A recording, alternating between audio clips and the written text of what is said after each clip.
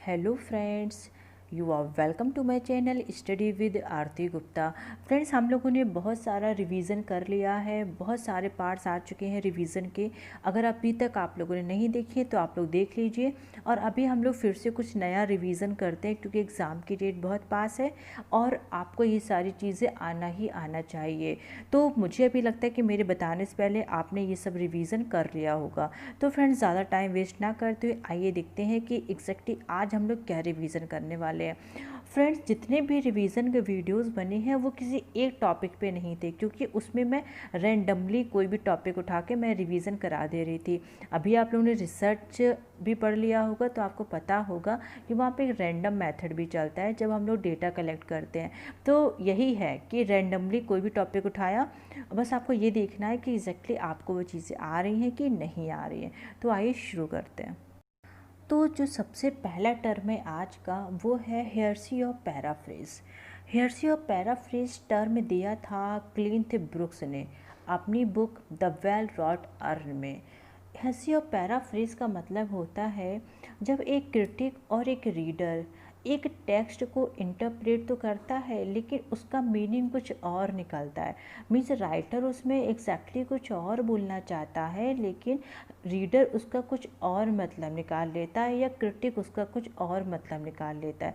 तो ये जो गलत इंटरप्रिटेशन किया, अपने अकॉर्डिंग कुछ और मतलब निकाल लिया, इसको बोला जाता है हेयरसी ऑफ पैराफ्रेज। तो अभी आपको इसमें कोई डाउट नहीं होगा। तो आइए देखते हैं कि नेक्स्ट क्या है। फ्रेंड्स, ये बताइए कि हाइपोटेक्स्ट क्या होता है और हाइपर टेक्स्ट क्या होता है। तो जो ओरिजिनल टेक्स्ट होता है उसको बोला जाता है हाइपोटेक्स्ट, और उसके बाद जो लेटर टेक्स्ट आता है उसको बोला जाता है हाइपर टेक्स्ट। मीन्स जो प्राइमरी डेटा होता है, मीन्स जो प्राइमरी जो ओरिजिनल बुक राइटर ने लिखी होगी उसका टेक्स्ट कैसा होगा, हाइपोटेक्स्ट होगा। उसके बाद उसको पैराफ्रेजिंग करके अपने आप से किसी ने ट्रांसलेशन कर दिया, तो जो सेकेंडरी सोर्स होता है वो मेरा होता है हाइपर टेक्स्ट। और ये दोनों टर्म दिए हैं जीरार्ड जेनेट ने।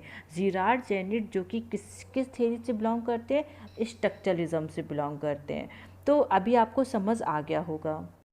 नेक्स्ट है हमारा हाइपर रियलिटी। हाइपर रियलिटी जो कि लिंक है सिमुलकरा से। इस सिमुलकारा में सिमुलेशन इस टर्म को दिया है जीन बॉटरल्ड ने। इसका मतलब ये होता है कि जब आप रियल और डुप्लीकेट इन दोनों चीज़ों में आपका दिमाग और आप डिफ्रेंशिएट नहीं कर पाते कि इसमें क्या ओरिजिनल है क्या डुप्लीकेट है, तो वो जो दिमाग का अनकॉन्शियस चीज़ है जो हमारा डिफ्रेंशिएट नहीं कर पा रहा है, उस टर्म को बोला जाता है hyper reality. Means hyper reality का मतलब ये है कि कोई भी बिल्डिंग अगर बनी है और आपको बहुत ज़्यादा अच्छी लग रही है या मुझे बहुत ज़्यादा अच्छी लग रही है, और तो मुझे ये नहीं पता कि वो रियल बिल्डिंग है कि वो आर्टिफिशियल बिल्डिंग है। इसका मतलब कि जिस आर्किटेक्चर ने उसको बनाया होगा उस बिल्डिंग को, उसके पहले उसने किसी और बिल्डिंग को भी वैसा ही कुछ देखा होगा, बस उसने मैनिपुलेशन कर दिया होगा और न्यू बिल्डिंग बन गई होगी। क्योंकि बिना देखे हुए जीन बॉर्डर बोलते हैं अपनी थ्योरी में, हाइपर रियलिटी जो टर्म दिया है उसमें ये बताते हैं कि कोई भी चीज़ ओरिजिनल नहीं है, हर चीज़ किसी न किसी की कॉपी है। और उसमें हम लोग क्या करते हैं, डिफ्रेंशिएट नहीं कर पाते कि ओरिजिनल है कि डुप्लीकेट है। तो इसी को उन्होंने टर्म दिया हाइपर रियलिटी। मीन्स रियल और हाइपर रियल, उससे भी ज़्यादा रियल में कुछ और होता है, उसमें और ज़्यादा मैनिपुलेशन कर दिया तो वो हाइपर रियल हो गया। तो अभी एग्जैक्टली आपको इस टर्म को समझने में कोई भी प्रॉब्लम नहीं होगी। तो अब नेक्स्ट है interpretive communities. Interpretive communities term दिया है स्टैनली फिश ने। अब देखिए इस टर्म से समझिए, इस टर्म में है इंटरप्रेटिव कम्युनिटीज़। मीन्स इंटरप्रिटेशन हो रहा है, किसके थ्रू होता है, कम्युनिटीज़ के थ्रू हो रहा है। तो इसका मतलब ये है कि जो टेक्स्ट है उसका मीनिंग निकल के जो आ रहा है वो किसी एक पर्टिकुलर माइंड का नहीं है, वो इंटरप्रिटेशन उसमें बहुत सारे लोगों का, मीन्स ग्रुप ऑफ रीडर्स ने मिल के उस टेक्स्ट का मीनिंग निकाला जिसको बोला गया इंटरप्रेटिव कम्युनिटीज़। मतलब जैसे कि आपने कुछ पढ़ा, उसको पढ़ने के बाद आपने अपनी कम्युनिटी में उसको शेयर किया, फिर सबने मिलके ये सोचा कि नहीं एग्जैक्टली इस टेक्स्ट का मतलब ये नहीं ये था। तो जो फाइनल इंटरप्रिटेशन आया वो क्या था, वो बहुत सारे लोगों के दिमाग में आई चीज़ें, वो उसका फाइनल रिजल्ट था। तो यहाँ पे मेरा होता है इंटरप्रेटिव कम्युनिटीज़। अब नेक्स्ट है हमारा life style. Life style term दिया है नॉर्मन होलैंड ने। एग्जैक्टली इस टर्म का मतलब क्या होता है, तो इस टर्म का मतलब ये होता है कि एवरी रीडर क्या होता है कि टेक्स्ट पढ़ता है और उसका डिफरेंट मीनिंग निकालता है अपने अकॉर्डिंग। मीन्स जैसा वो सोचता है, जिस एटमॉस्फेयर में वो रहता है, जैसे उसकी लाइफ स्टाइल होती है, जो भी होता है वो अपने अकॉर्डिंग, अपने कोर के अकॉर्डिंग उस चीज़ का, उस टेक्स्ट का मतलब निकालता है, जिसको यहाँ पे टर्म दिया गया लाइफ स्टाइल, और इसको दिया नॉर्मन होलैंड ने। फ्रेंड्स, मैं जितने भी टर्म यहाँ पे डिस्कस कर रही हूँ या मैं अपने लास्ट रिवीजन की वीडियोस में डिस्कस कर चुकी हूँ, वो सारे ही आपके लिए जानना बहुत ही ज़्यादा इम्पॉर्टेंट है।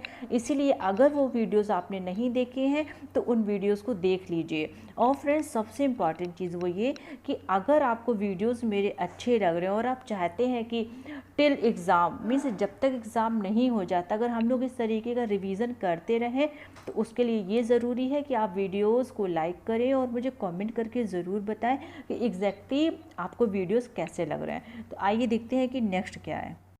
नेक्स्ट है हमारा लैंग एंड पैरोल।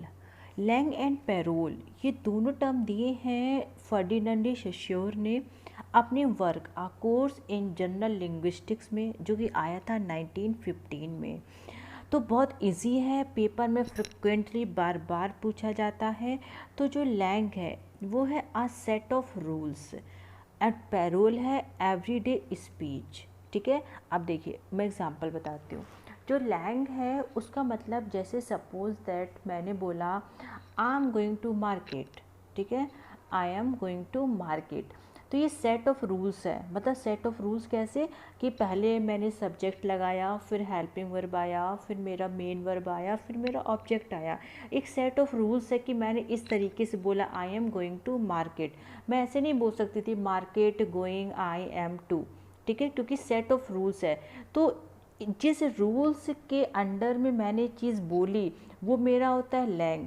मैंने इसको, इस रूल्स को अपनी डेली लाइफ में यूज़ किया, वो मेरा हो जाता है पैरोल। ठीक है, तो जिस एक मतलब स्ट्रक्चर, जिस स्ट्रक्चर में एक सेंटेंस पूरी तरीके से होता है वो होता है लैंग, उसको मैंने डेली लाइफ में यूज़ किया, वो मेरा होता है पैरोल। एक अदर एग्जांपल मैं बताऊँ आपको दूसरा, तो कैलकुलेटर। कैलकुलेटर में सारा सिस्टम पहले से ही फीड है अंदर, कैसे ऐड होना है, कैसे सब्ट्रैक्ट होना है, ऑल दीज थिंग्स, वो मेरा है लैंग। उस कैलकुलेटर का हम लोगों ने डेली लाइफ में यूज़ किया, वो मेरा हो गया पैरोल। ठीक है, अब देख लेते हैं कि नेक्स्ट क्या है।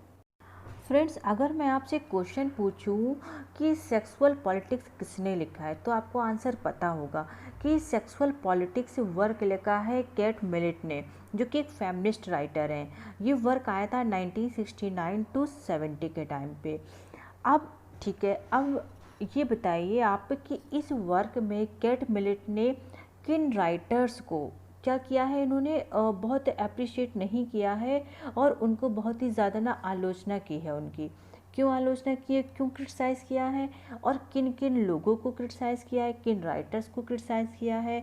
तो सेक्सुअल पॉलिटिक्स में केट मिलेट ने डी.एच. लॉरेंस का, डी.एच. लॉरेंस जिन्होंने लिखा था द लेडी चैटरलीज लवर, ठीक है। सेकंड हेनरी मिलर्स, उनका work the topic of cancer and the topic of Capricorn. And third Norman Mailer, जिनका वर्क था the naked and the dead. इन तीनों राइटर्स को इन्होंने, केट मिलेट ने क्या किया, बहुत ही ज़्यादा क्रिटिसाइज़ किया है, क्योंकि इन तीनों राइटर्स ने अपने इस वर्क्स में, जो अभी मैंने बताया, इस वर्क में इन्होंने विमेन को बहुत ही ज़्यादा नीचा दिखाने की कोशिश की है, उनकी बहुत ही ज़्यादा उनको क्रिटिसाइज़ किया है। तो केट मिलेट ने यहाँ पे इनको क्रिटिसाइज़ किया और इन तीनों राइटर्स को, डी.एच. लॉरेंस को, हेनरी मिलर को, नॉर्मन मिलर को अपने वर्क में क्रिटिसाइज़ किया। जबकि इन्होंने तारीफ़ किसकी की, किसको प्रेज़ किया, जो होमोसेक्सुअल राइटर थे जीन जैनेट, उसको इन्होंने क्या किया है, यहाँ पे अप्रिशिएट किया है। तो अब ये क्वेश्चन ये बनता है कि केट मिलेट ने अपने वर्क सेक्सुअल पॉलिटिक्स में किसको क्रिटिसाइज़ किया है और किसको अप्रिशिएट किया है। तो अभी आपको आंसर आ गया होगा। तो फ्रेंड्स, आज की वीडियो में बस इतना ही। कल फिर से कुछ नया रिवीजन करेंगे। तब तक के लिए पढ़ाई करते रहिए, एग्ज़ाम बहुत ही ज़्यादा पास है।